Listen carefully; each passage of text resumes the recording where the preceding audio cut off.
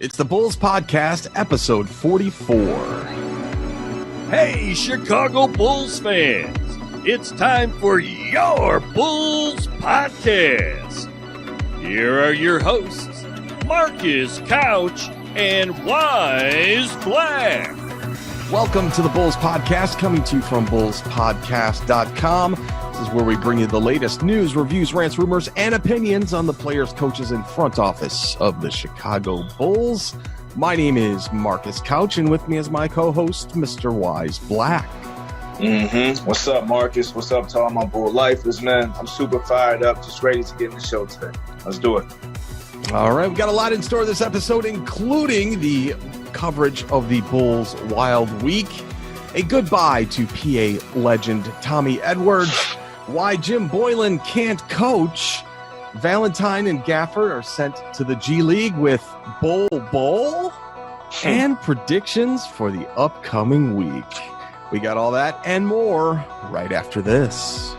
Bulls fans, remember to follow the show on social media at Bulls Podcast and at bullspodcast.com.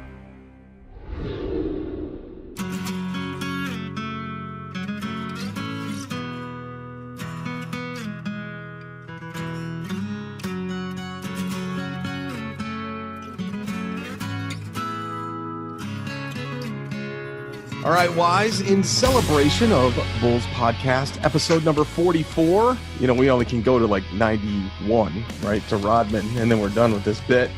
But we are celebrating the number 44 throughout Chicago Bulls history. Those players that wore number 44, Paul Ruffner in 1971, Tom Kropp in 77, Andre Wakefield wore number 44 in 1979.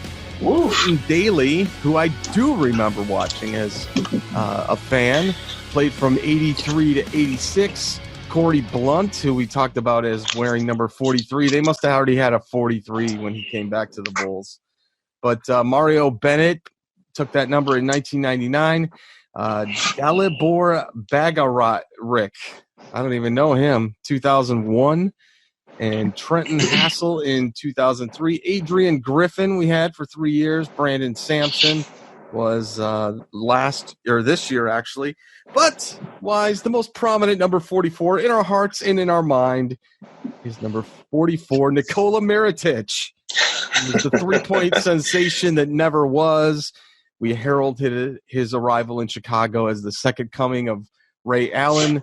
Unfortunately, he played with the court vision of Ray Charles. Instead, Nico is out of the NBA now, making headlines this past offseason by turning down over $30 million to instead return to Europe and play in the EuroLeague and be done with the NBA forever. What do you think about episode 44? Going out to Nico. Listen, man, I'm just proud that we still going strong. I'm a chill on Nico, man. I'm gonna let that man live his life. You know what I'm saying? Like I'm all the best to Niko Mirotic over in Europe and all that, but definitely a big one that is our episode 44. I'm definitely happy about that. Yeah, man, if only Felicio would take up that thing and just say, man, forget this. Forget the NBA, man. I'm going back to Brazil. Soon. Come on, Cristiano. Follow Nico's lead. All right. So Tommy Edwards was announced that Saturday is going to be his last day, and he's stepping down as the Bulls' longtime PA announcer. A number of generations of fans have had the opportunity to hear his voice during games at the Chicago Stadium and the United Center combined, but after 3 different stints with the team, Tommy Edwards has decided to step away from the mic. He said actually today that this coming Saturday's Bulls Rockets game would be his final game at the United Center, retiring after 25 years of work with the team. He said, my time with the Bulls has been a dream come true, and I feel so fortunate to have spent a total of 25 seasons with this iconic franchise. I want to extend my sincere thanks to Jerry and Michael Reinsdorf, the entire Bulls organization, and the world's greatest fans for their unwavering support. I will forever be a Bulls fan. So he was behind the mic from 1976 to 81 and 83 to 1990. And then 16 years later, he returned to the PA for games at the United Center, continuing in that role for 13 years. In total, he's been behind the mic for over 1,000 games. Now, secretly, and maybe not so secretly, as I expressed on Twitter today, I want Ray Clay to resume the former role that he had as the Bulls announcer. If you don't know who Ray Clay is, I'm going to play this clip for you right now. Yeah, now, let's meet the starting lineup for your Chicago Bulls. And forward from Arizona, 7 foot, number 24, Larry Martinez. A 6'4" forward from Cal Poly, number 11, David Nwaba.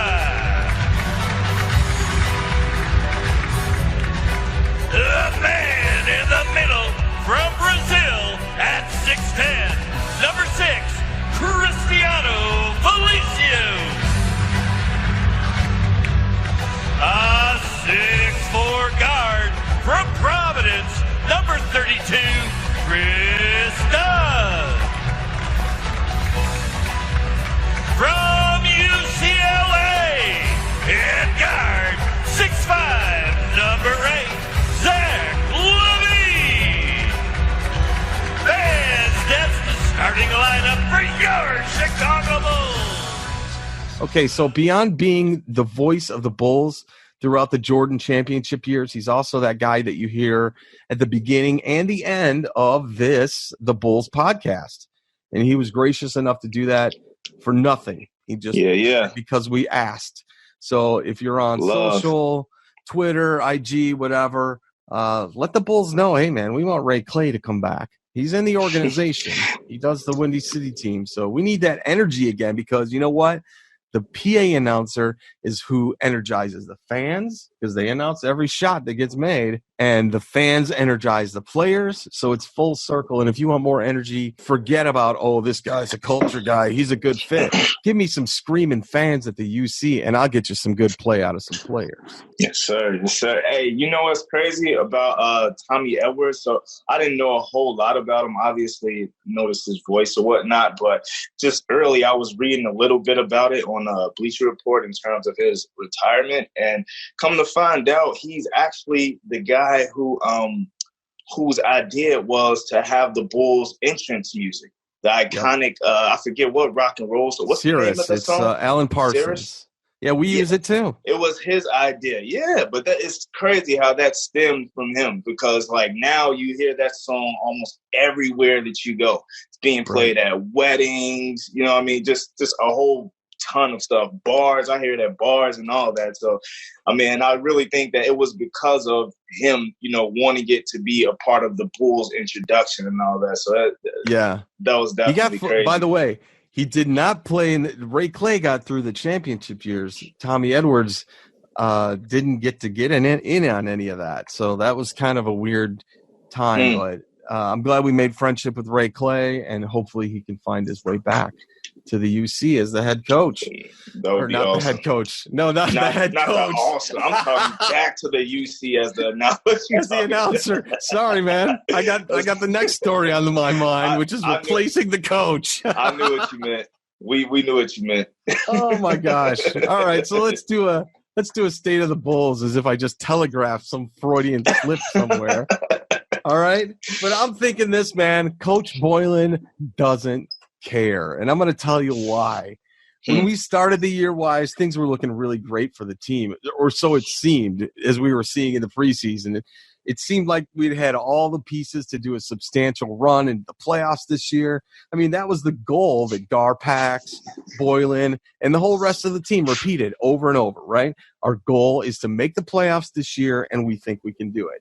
Well, things haven't worked out that way this year. The excuse that Boylen doesn't have all his players healthy at the same time, that's not the case this year. And despite having a full offseason with all his players and an incredibly easy schedule to start the season, the team has disappointed every single Bulls fan on the planet with their terrible game performance. With a lead dwindling away against the Lakers, Boylen did nothing. He left the second unit out there to twist in the wind. And after the game, Boylen had such lame excuses. Here's what he said. I think the players need to take more responsibility for their preparedness. I think they need to take more ownership of their readiness to play. The head coaches in this league have never been expected to coach effort. Effort has to come from each guy. Now, first off, why are you saying that when you got your starters on the bench? Well, how are they going to – they can't just get themselves in the game. You got to tell them to go in. So coaches don't coach effort-wise. Every coach from T-ball to duck, duck, goose encourages maximum effort to the game. Suddenly, we don't coach players on their effort? Is this some sort of weird NBA coaching millennial judo move, or is this Boylen just faking it till he's making it, man? Of course, you got to go to the millennials. With Fred Hoiberg, man, we knew he wasn't qualified to be an NBA coach. Boylen's been in the league for a while now on a lot of good teams. And it just baffles me that he would say something like this. As usual, Boylen got no issues hurling his own players right under the bus, man, citing the team's lack of preparedness. But curiously, Boylen argued it's the players who need to take more responsibility for being prepared. It was the players who needed to take ownership of their readiness to play. And if you ask Jim, the players need to give a greater effort than they're already giving. So aside from his brass balls and continuing to lay the blame at the feet of his players, and rather than take any coaching responsibility himself, what's shocking is that his job is to motivate, prepare, and hold players accountable if they're not taking ownership on their readiness to play. That's on him as a coach. The only thing I can think of is that he just doesn't care. And he doesn't care because he's not going anywhere no matter what he does. Here's the proof. Casey Johnson recently answered the fan question on Twitter of, is Jim Boylen's job in jeopardy? Casey answered with, the short answer is no. The long answer is not only did the Bulls extend Boylen's contract during the offseason, but ownership and management are also fully convinced he's the right man for the job. In fact, I've rarely seen a coach as organizationally aligned as Boylen is, and I've covered a few Bulls coaches. Boylen isn't going anywhere. So Bulls fans, this is where we're at. A coach that mismanages the most basic fundamentals of the game. He doesn't coach effort, yet he demands wind sprints and push-ups in practice. He talks a good game, but he coaches a lousy one.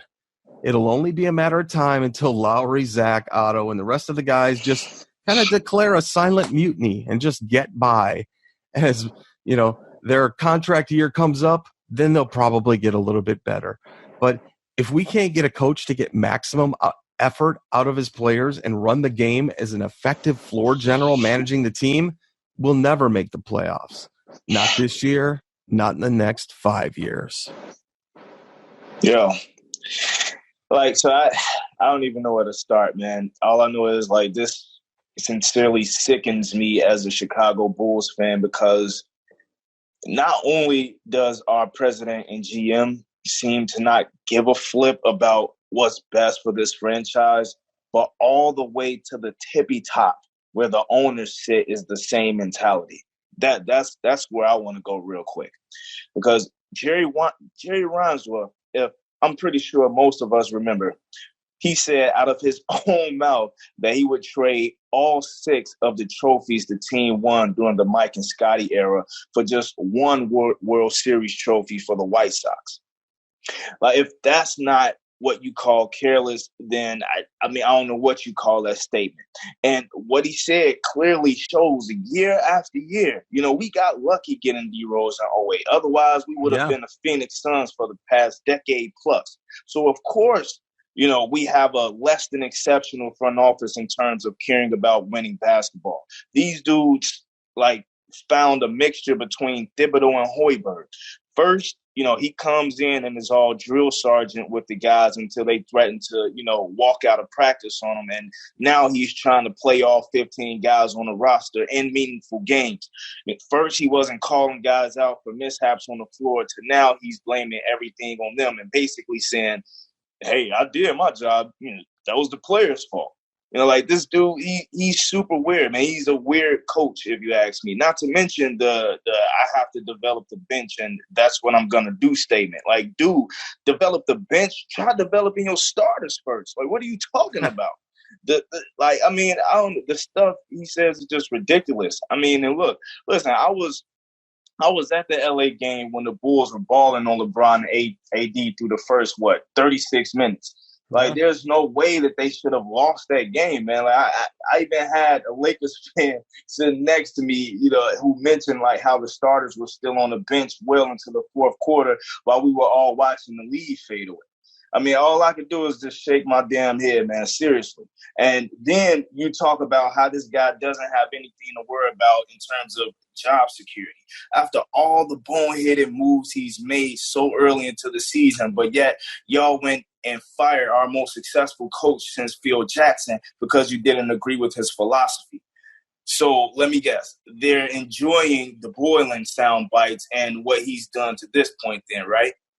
I mean, look, man, it's just so ridiculous. And like, I really don't know what to say. It makes me sad and mad simultaneously because, I mean, every word that Casey Johnson uttered regarding Boylen's future with this team is true. You know, he doesn't know how to develop talent.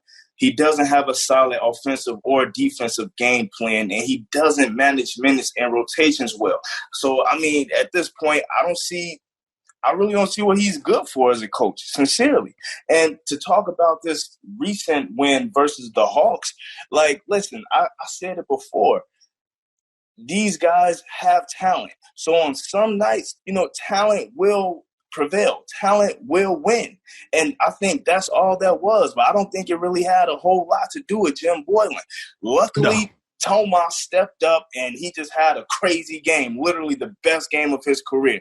That's the reason why we won. A lot of guys stepped up, mainly the role players, because we didn't get anything out of Zach and Lloyd, really. They're continuing to struggle. But outside of them, like, really everybody else stepped up almost. And not to mention how the Hawks were a hobble. But, man, if they continue this, like, the Bulls they're going to be another, like, sub 30 win team this year. I highly doubt that we're going to win 30 games this year with how these dudes are looking. And you have to look at Jim Boylen because, look, we have all of our guys outside of, you know, Otto just going down just yesterday. But we have all of our horses, but yet and still we look horrible. We look absolutely horrible on the floor, man. So, I mean, this is where we're at. Like you said, I hate to say it, but I've already been on Tankathon again to try and see what guys we could get by next year. Get ready. This we're starting up the tank early, man, folks. sad. No, man, I sad. don't want to do that. I don't want to be that way. I don't want to do that. But, Look, dude, he's gonna get Zach LaVine traded. Yeah, Zach LaVine gonna get traded by the trade deadline. I can almost guarantee you, if the Bulls, like, say by the trade deadline, like, we into whatever it is. I don't know when it is. I forget when it is. Maybe February or something like that, January. But I guarantee you, 40 games in, by the time the trade deadline comes and the Bulls have only won like 10 games or something, Zach LaVine is getting traded. They're not going to trade Laurie because I believe that the Bulls will try to ask for too much out of them. You know, they ask for far too much for Lloyd Marketing. Well, plus he's still on a rookie contract that's under like $4 million a year. That too. But, you know, the consensus is that, you know, Lloyd Marketing is better than Zach LaVine and all that, even though it doesn't look like it right now. But you know how that whole thing is going. But I truly believe that if they continue this, Zach LaVine will not be a Chicago Bull come next season. Interesting, man. You heard it here first. Yeah, and I'll guarantee you this: he'll go to a contender too, because they'll want to get him while he's hot. And frankly, I hope he does. $19 million a year. That's not that much in today's NBA. No, nowhere near. Team like who would you say? Who's a contender right now that could probably use a Zach LaVine? Look at the team like the Toronto Raptors. Yeah, Think Toronto about could definitely use him. Kyle Lowry, Zach LaVine with Pascal Siakam, Marcus Gasol in it. Come on, man. Yeah. He would go over there and ball. And their coach, he turned out to be a pretty damn good coach. But I didn't know much about him until last year, but he's coaching those guys up. They're playing some good ball. So, I mean, I wouldn't put it past the Lakers to bring Zach back to Los Angeles, being a UCLA guy. I wouldn't put it past him to make a new big three. He'd be a major bench piece. I know. Think they keep Danny Green in the starting lineup over Zach, but he'd be a sixth man. Yeah, well, one injury away, right? One injury away. And so are we. We're one injury away from being at the bottom of the league. The worst team in the league? What? Second worst now? Shoot. Yeah, no kidding. All right, guys, we're going to take a quick break and towel off our frustrations for a moment, and we'll be right back. Hey, listeners, if you haven't subscribed to the Bulls Podcast YouTube channel, it's something you need to do right now. You can just search for Bulls Podcast or go to youtube.com/Bulls Podcast and subscribe. We're active with our subscribers and our commenters in every single episode, and I personally respond to every single comment we get. So if you're not subbed up to us in YouTube, please help us out and give us your subscription. Yeah, guys. Also, throw us a few likes on the content we've added for you there, too. Help us out, people. You can also search for us on YouTube or go straight to youtube.com/Bulls Podcast and click subscribe. It will definitely help us out a ton.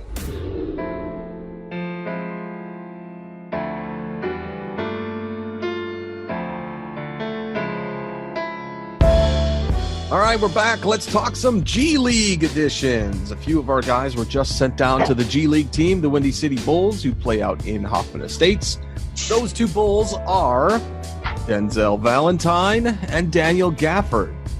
Those guys are going to get some regular rotational minutes and practices with the farm team. That doesn't mean that they're going to shirk their responsibilities in the Chicago Bulls, but, I mean, as long as they're going to ride the pine and sit on the bench, it seems like they should get some actual workouts and some time in. Now, here's the cool thing. We're actually going to join Bol Bol. He's one of the most underdrafted players from the 2019 NBA draft, and somebody that Wyse and I actually were looking at. He's a former Oregon Duck. He's a 5-star recruit, and the Denver Nuggets drafted him as the 44th overall pick, which was kind of strange because we thought he would go top 10, so there must be something going on with his health. And that's actually why he's with the G League team, is because he's not been cleared to play for the Nuggets. He's got a foot injury that's been lingering from his time back in the Oregon basketball program, but he actually should be good to go to play with the Windy City Bulls within just a couple weeks.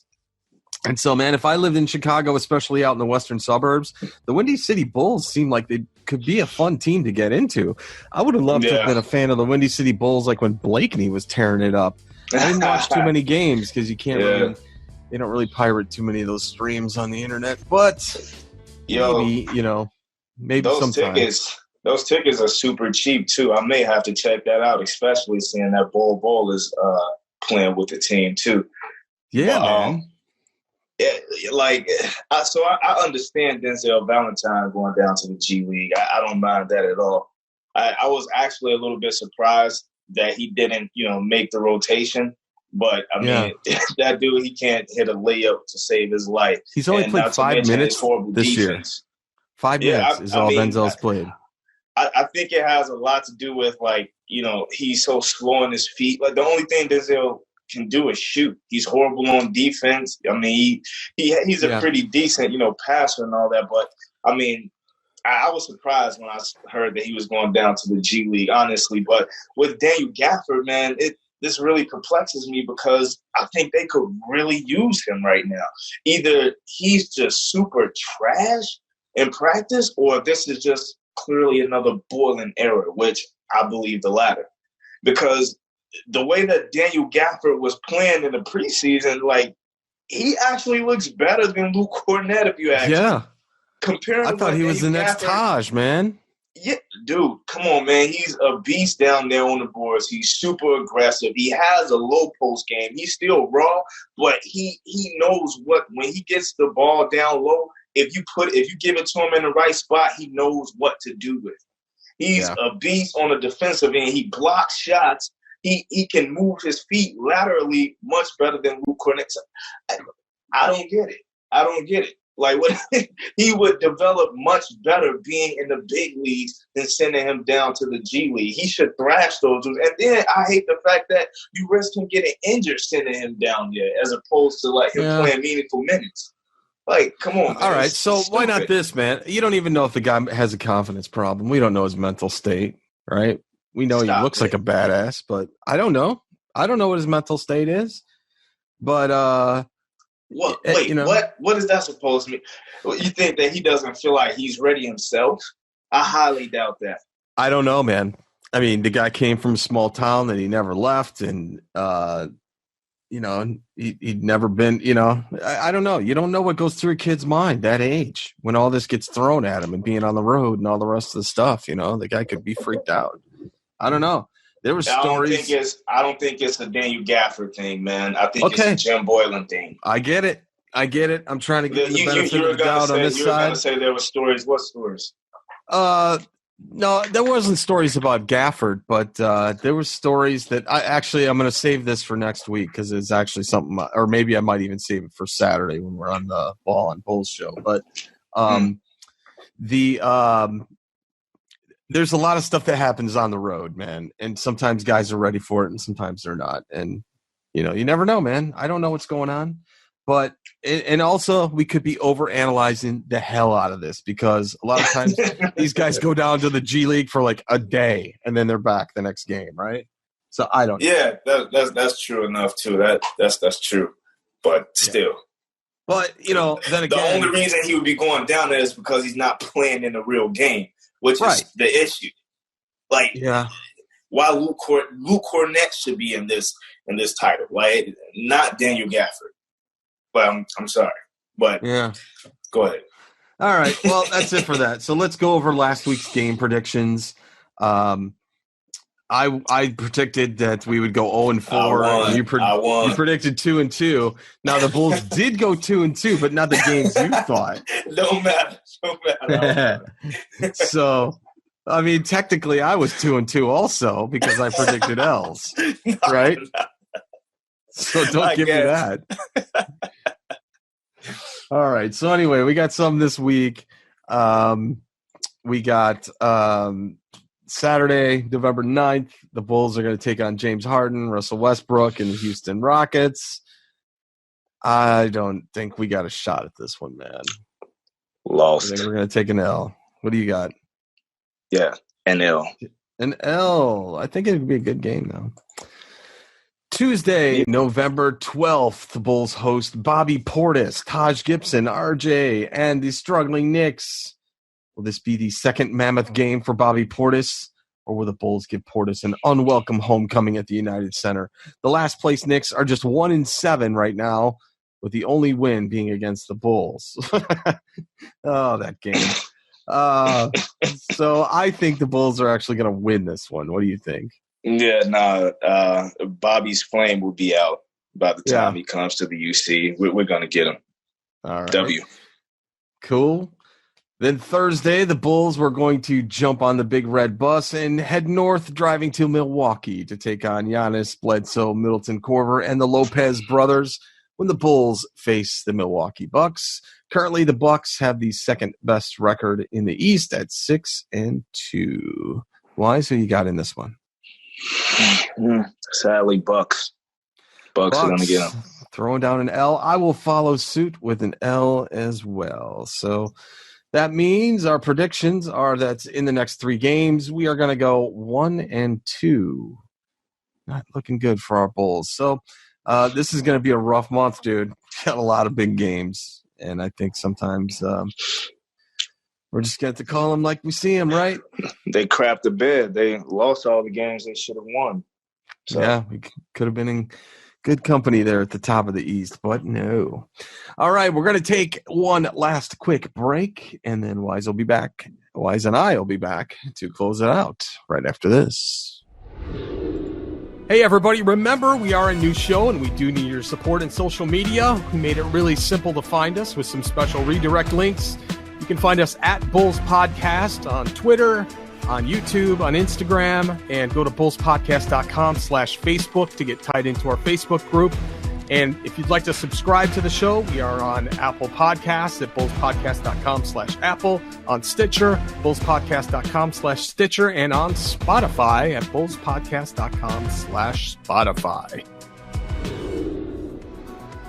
All right, Wyse, you and I are in for a big treat this weekend as we're both going to be on the Ball on Bulls podcast with Big Dave and C-Dub. That was like one of my most favorite shows from last season that we did. I love both Dave and Chris. I can't wait to get on with those guys again. And Dave has been like the post-game icon now. I'm sure that dude gets free beers all over the city. That's the dream gig, man. The dream gig. You know what sucks? You know what sucks for Big Dave, and I'm going to remind him of this, is that it's like irony. You finally get famous for being a Bulls fan in the years that like the Bulls suck and they have the lowest ratings ever. It's irony. I gotta make Chris feel good, man. Come on. It don't matter how you do it, as long as you do it. You did.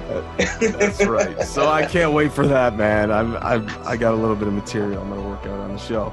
So in closing, check out Wyse Black on social, on Twitter at @radical_creator, on Instagram at @radical_creator, and on YouTube just search for Wyse Black. Me, Twitter's at Marcus Couch, same on Instagram at Marcus Couch. Everything show related you can find at Bulls Podcast, so make sure you connect with us everywhere we are. And leave us some iTunes reviews, people. We need some help there. If you can't remember any of these, if you forget, just remember bullspodcast.com is where you go to get all the links to everything that we talked about. Wyse, closing thoughts, predictions, mind state for the Bulls fan for the coming week. Where do we go from here, buddy? Man, mind state right now is we need another billboard. Fire Guard Packs - Boylen. Seriously, man. We need another billboard. But no, seriously, man. Seriously, man. I appreciate everybody for listening. Continue to rock with us, y'all. We'll be ready for the next one because I can't wait to go on with on the Bol On podcast with Big Dave and Chris. It should definitely be a fun one, and y'all make sure y'all check out theirs as well. It should be fun. Oh yeah. All right. Until next time. Thanks for listening, everybody. Go Bulls. Go Bulls. Hey, Bulls fans. This is your Bulls championship announcer, Ray Clay, saying so long, everybody. Go Bulls.